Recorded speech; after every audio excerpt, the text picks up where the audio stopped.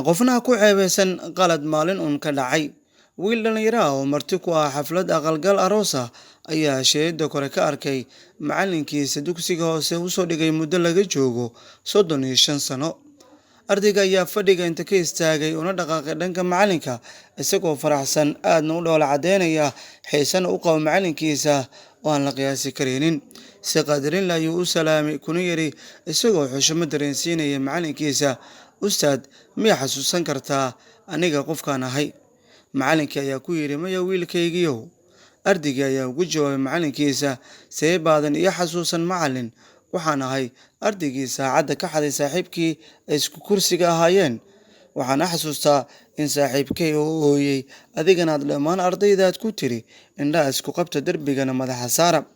Intaasi kadib waxaad samaysay baaritaan safmara oo mid mid ardayda jeebabkooda aad u baartay.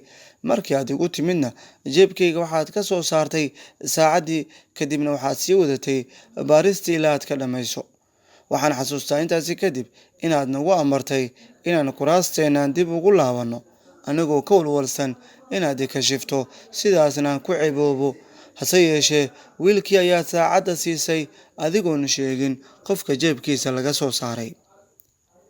Sanado badan oo aad waxay baraysay, maalinna maadan igu soo hadal qaadin arrintaasi. Taasi waxay keentay in maalintaasi kadib aan wax damba haba yaraatee aanan xadin. Sidaa daraaddeed, macalin, sidee baadan iyo xasuusan qisadayda ma ahayn mid la hilmaami karee."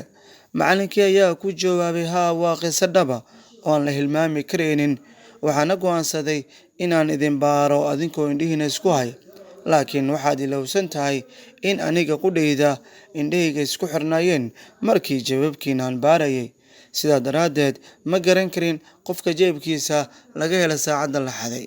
Waxaana sidaasi u sameeyay in ceebtaan asturaya ay noqoto mid dhan waliba ka dhammaystiran si marnaba qalbigayga aysan uga soo dhicin wax qaldan."